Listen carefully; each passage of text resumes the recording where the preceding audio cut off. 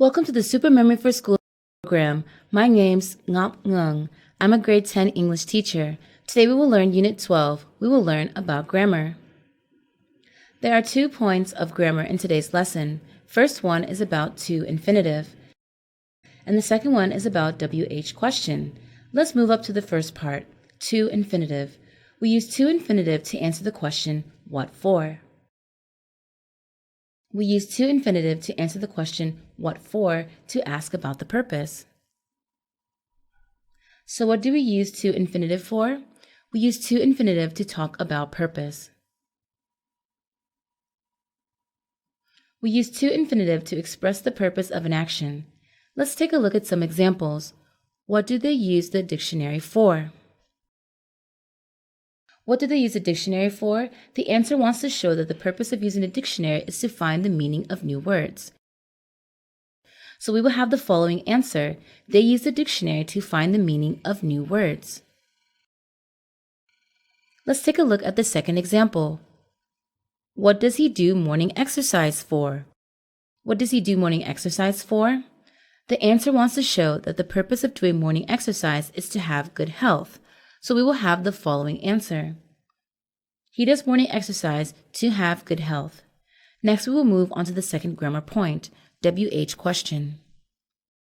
There are several WH questions, such as when. We use when to ask about time, where to ask about a place, who to ask about people who are the subject of the sentence, whom to ask about people who are the object of the sentence. We use what to ask about things, opinions, or actions, why to ask about reason, which to ask about a choice between two or more objects, how many to ask about the quantity of countable nouns,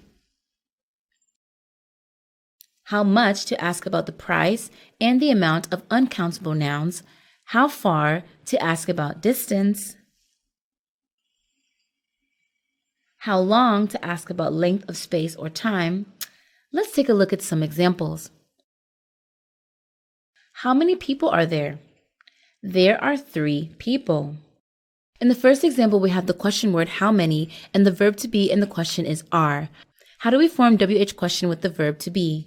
To form a WH question with the verb to be in the simple present or past, put WH question word first plus is or are for the simple present tense, and was or were for the simple past tense, and the last part is the subject. Let's look at example number 2. Where do you travel to? I travel to Canada. In this example, we use the question word where. The main verb is travel. There's also another verb, that is the auxiliary verb do. When making questions with normal verbs such as jump, work, run, we need to add the auxiliary verb, and we have the structure. Question word was auxiliary verb plus subject plus main verb.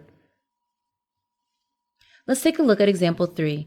Who teaches you science? Mr. Adam teaches us science. Do you see the difference between question 3 and 2? Yes, question 3 doesn't have an auxiliary verb. The question without auxiliary verbs, we have the following structure, WH plus verb.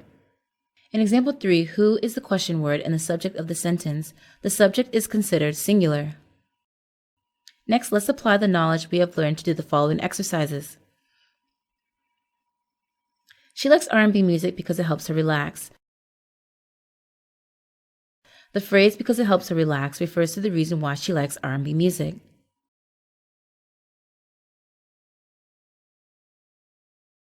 So we will use the question word why.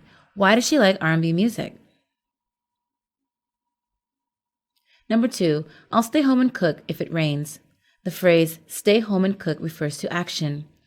So we will use the question word what.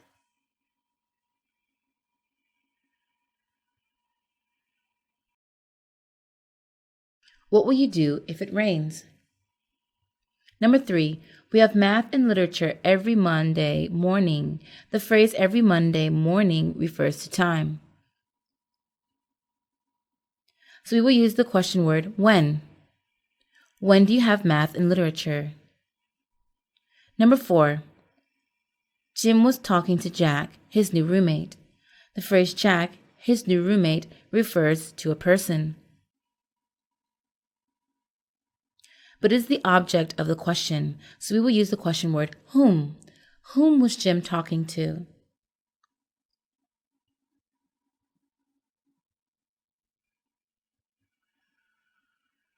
Let's review today's grammar points again. First, to infinitive is used to answer the question, what for, and to state the purpose of the action.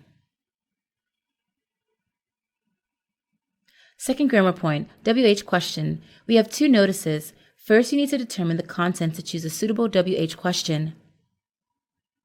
Second, you need to distinguish whether your question has auxiliary verbs or not to apply them correctly. That's the end of our lesson. Thanks for your listening. See you in the next lesson of the Super Memory for Schools program.